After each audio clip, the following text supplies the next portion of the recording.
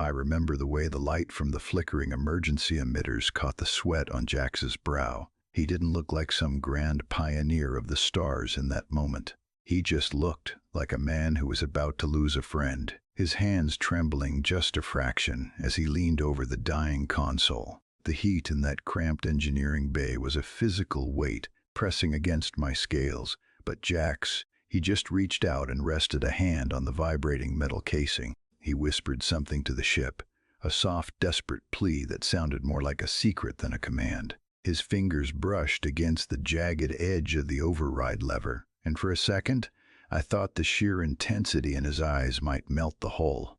I was standing right there, tucked into the corner of the bay, and I don't think he even knew I existed. All he saw was the machine and the life it was supposed to protect. But look, I'm getting ahead of myself. You want to know why we Kalthari find them so terrifying, don't you? You want to know why we call it baling wire sorcery? Truth is, I spent 3 cycles on the venture, and I still wake up some nights feeling the vibration of those engines in my bones.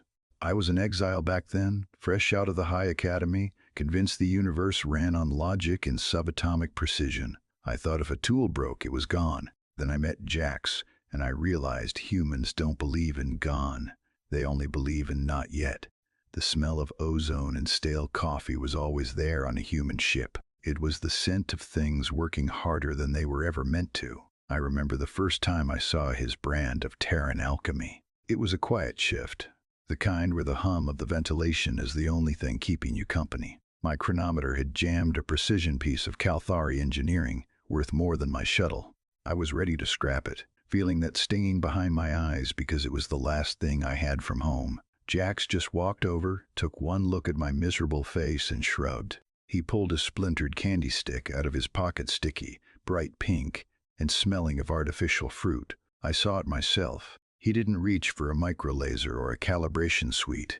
He just shoved that bit of sugar and plastic into the delicate gears and gave it a sharp, calculated flick. There was a tiny electric spark where his skin met the metal, a flash of blue that mirrored the spark in his own eyes. The chronometer didn't just start ticking. It surged back to life with a frantic, joyful rhythm. He handed it back to me with a grin that was far too bright for a man covered in engine grease and cooling fluid. It was a technological exorcism via blunt force, performed with the casual ease of a child playing with blocks. I think that was the first time I felt that weird, fluttering pressure in my chest. It wasn't just the absurdity of the repair. It was the way he looked at the broken thing, not with frustration, but with a strange kind of empathy. He treated that hunk of metal like a stubborn pet that just needed a firm hand. And when he looked at me, well, I don't know. Maybe I was just another broken thing he thought he could fix with a bit of sugar and spite. The air in the bay was getting thin, and Jax's breathing was ragged hard, uneven bursts that rattled in his chest. I could see the pulse jumping in his neck, a frantic little rhythm that matched the failing beat of the ship.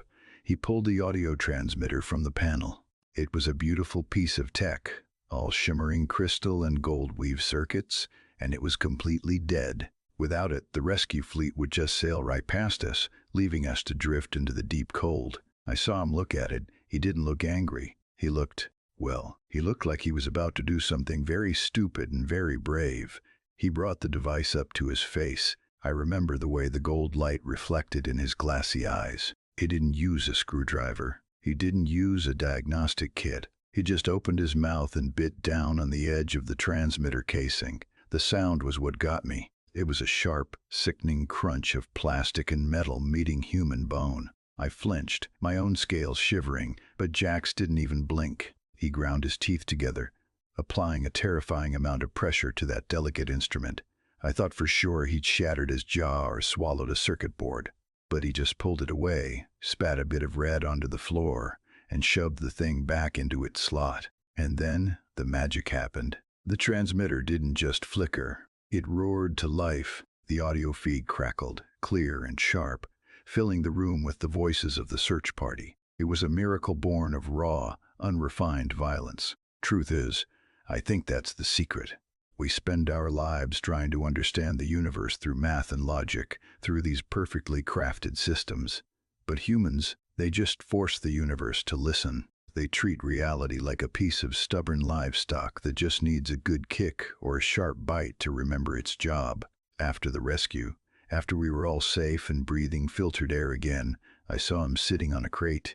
He was holding a cloth to his mouth, his shoulders slumped. I walked over, not really knowing what to say. He looked up at me and just gave me that same tired, lopsided shrug. He didn't feel like a hero. He just felt like Jax.